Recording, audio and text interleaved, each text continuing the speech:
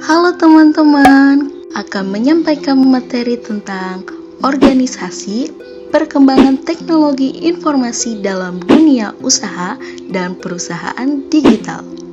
Mari simak videonya dan belajar bersama-sama. Selamat menyaksikan.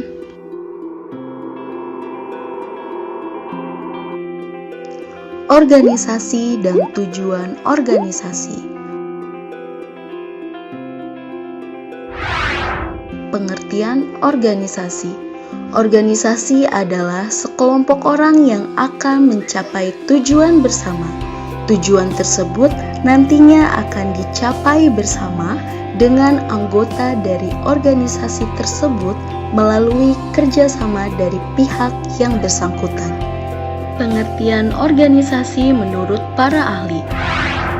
Menurut James De Money, organisasi merupakan sebuah bentuk perserikatan yang dibuat oleh sekelompok orang demi mewujudkan sebuah atau beberapa tujuan bersama.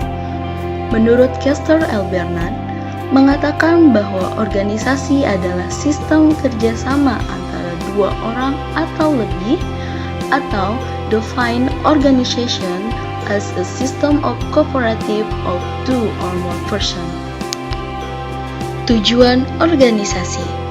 Adapun tujuannya secara umum yaitu sebagai wadah bersama-sama mencapai tujuan atau keuntungan yang bermanfaat secara bersama sebagai tempat melatih dan menambah pengetahuan, pergaulan, kemampuan, kemandirian, serta sumber daya yang dimiliki.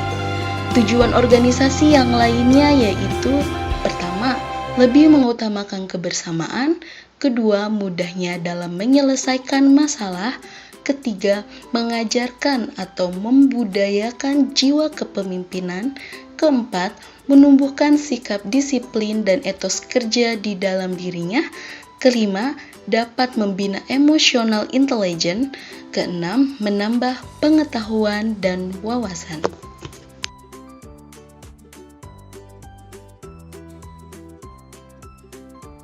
Dalam organisasi, ada yang disebut dengan struktur organisasi. Nah, di sini kita akan menampilkan contoh tingkatan manajer dalam sebuah organisasi atau perusahaan. Warna kuning menunjukkan manajemen puncak, di mana diduduki oleh presiden direktur, wakil direktur, sekretaris perusahaan, kepala perwakilan, dan sebagainya. Warna hijau menunjukkan manajemen menengah, yaitu diduduki oleh kepala departemen, manajer cabang, kepala pengawas, dan sebagainya. Warna merah menunjukkan manajemen lini pertama diduduki oleh supervisor dan mandor. Dan yang terakhir, warna biru menunjukkan karyawan operasional diduduki oleh tenaga penjualan, pembukuan, operasional, dan karyawan lainnya. Persaingan dalam dunia usaha serta peningkatan daya saing. Yang pertama, persaingan dalam dunia usaha. Dalam dunia persaingan usaha dikenal dengan dinamika persaingan yang berarti perubahan-perubahan yang terjadi terhadap persaingan terjadi pada perusahaan dalam memperebutkan pelanggan pada periode-periode tertentu. Untuk setiap perusahaan perlu memperhatikan dinamika yang terjadi agar mereka bisa mengikuti persaingan supaya tidak mengalami kekalahan dalam kompetisi pasar. Dalam kamus manajemen, persaingan bisnis terdiri dari A. Persaingan sehat atau healthy competition. Persaingan antara perusahaan-perusahaan atau pelaku bisnis yang diyakini tidak akan menuruti atau melakukan tindakan yang tidak layak dan cenderung mengedepankan etika bisnis. B. Persaingan borok leher atau cutthroat competition. Persaingan ini merupakan bentuk persaingan yang tidak sehat atau tidak fair di mana terjadi perebutan pasar antara beberapa pihak yang melakukan usaha yang mengarah pada menghalalkan segala cara untuk menjatuhkan lawan, sehingga salah satu tersingkir dari pasar dan salah satunya menjual barang di bawah harga yang berlaku di pasar. Peningkatan daya saing. Perkembangan teknologi semakin pesat, sehingga semakin banyak usaha yang menggunakan tenaga mesin sehingga mendapatkan biaya produksi yang lebih murah. Cara meningkatkan daya saing bisnis di tengah ketatnya persaingan seiring perkembangannya teknologi, yaitu ada 5 cara. Cara yang pertama, cari kekuatan pada segmen yang baru, yaitu membuat segmen baru untuk memperoleh keuntungan yang lebih besar, terutama dalam dunia bisnis sangat penting untuk menggagas segmen baru. Yang kedua, mengasah jiwa kepemimpinan, yaitu menjadi seorang pemimpin tidak hanya mampu mengatur, tapi juga mampu mengambil keputusan penting yang bermanfaat bagi perkembangan bisnis. Cara yang ketiga yaitu menomorsatukan kebutuhan konsumen. Teknologi dapat mendatangkan keberhasilan bagi karir jika mampu memanfaatkan teknologi secara bijak. Dalam hal ini, penyediaan Wi-Fi berkecepatan tinggi membuat konsumen betah berlama-lama di kafe usaha. Jika kebutuhan konsumen tidak terpenuhi, konsumen akan lari ke perusahaan lain. Cara yang ketiga yaitu produk. Produk yang dipersaingkan, baik barang dan jasa harus halal. Spesifikasinya harus sesuai dengan apa yang diharapkan konsumen untuk menghindari penipuan. Kualitasnya terjamin dan bersaing. Cara yang kelima yaitu harga. Bila ingin memenangkan persaingan, harga produk harus kompetitif. Dalam hal ini, tidak diperkenankan membanting harga untuk menjatuhkan pesaing. Pengelolaan sumber daya organisasi. Pengelolaan sumber daya organisasi pasti melibatkan berbagai sumber daya yang merupakan aset organisasi tersebut.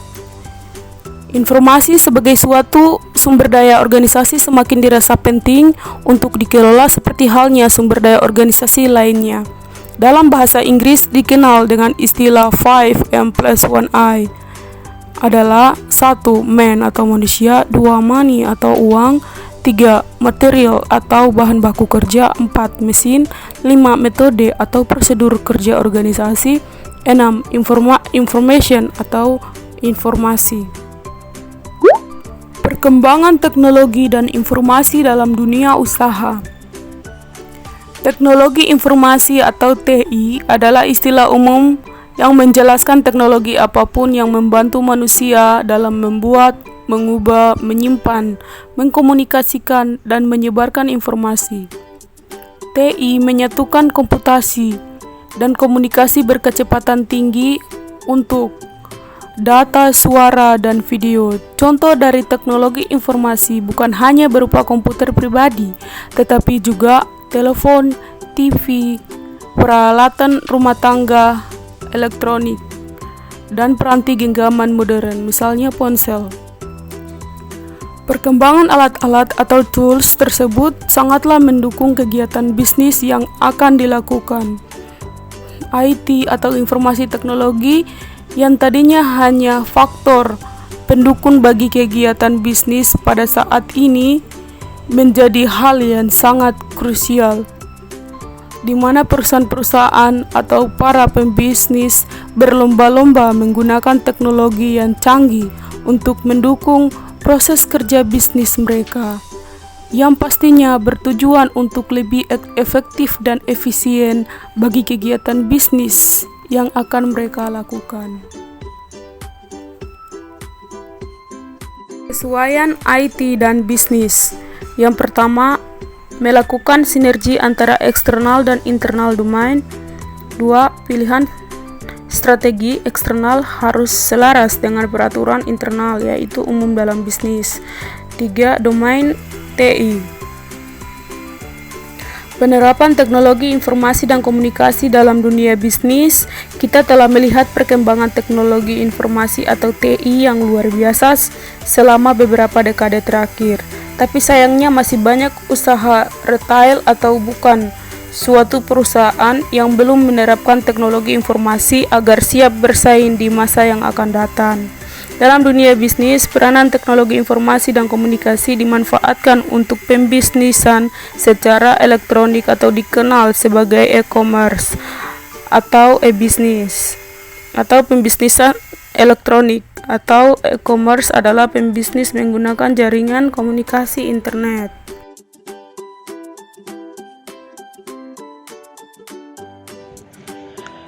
Ada beberapa peran teknologi informasi bagi sebuah perusahaan dapat kita lihat dengan menggunakan kategori yang diperkenalkan oleh G.R. Terry.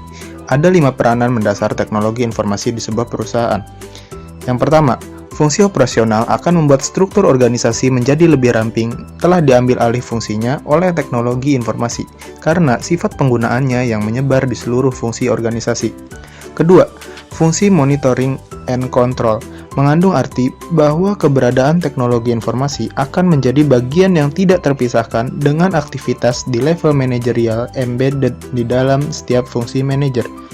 Ketiga, fungsi planning and decision mengangkat teknologi informasi ke tatanan peran yang lebih strategis lagi karena keberadaannya sebagai enabler dari rencana bisnis perusahaan. Keempat, fungsi communication secara prinsip termasuk ke dalam firm infrastructure dalam era organisasi modern, di mana teknologi informasi ditempatkan posisinya sebagai sarana atau media individu perusahaan dalam berkomunikasi, berkolaborasi, berkooperasi, dan berinteraksi. Kelima, fungsi interorganisasional perusahaan untuk melakukan kolaborasi atau menjalin kemitraan dengan sejumlah perusahaan lain.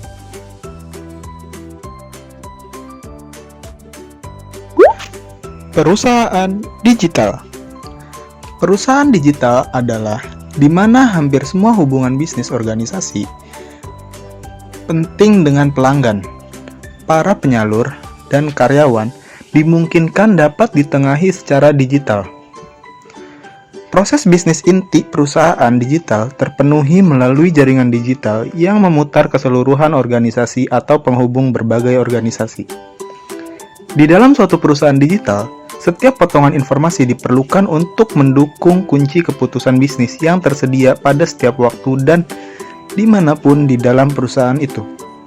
Perusahaan digital merasakan dan bereaksi terhadap lingkungan mereka yang jauh dengan cepat dibanding perusahaan tradisional, memberi mereka lebih fleksibilitas untuk survive dalam pergolakan waktu. Perusahaan digital menawarkan peluang luar biasa untuk manajemen dan organisasi secara lebih global. Yang kedua, dengan secara digital memungkinkan dan pelurusan pekerjaan mereka. Perusahaan digital mempunyai potensi untuk mencapai tingkatan daya saing dan profitabilitas yang belum pernah terjadi. Suatu perusahaan digital dibedakan dari perusahaan tradisional dengan total kedekatan mereka pada satu set teknologi informasi untuk mengorganisir dan mengatur. Karena para manajer perusahaan digital, teknologi informasi bukan sekedar suatu alat yang bermanfaat, tetapi lebih dari itu adalah inti bisnis dan alat manajemen yang utama. Menurut Kenneth Loudon, ada 4 indikator yang harus dipenuhi untuk menjadi perusahaan digital, yaitu: yang pertama, sistem pengelolaan rantai pasokan. Yang kedua, sistem pengelolaan relasi pelanggan. Yang ketiga, sistem perusahaan. Keempat, sistem pengelolaan pengetahuan. Kesimpulan: dari sumber-sumber referensi buku dan beberapa blog dapat disimpulkan bahwasannya organisasi, perkembangan teknologi informasi dalam dunia usaha, dan perusahaan digital sangat penting untuk kelangsungan hidup perusahaan.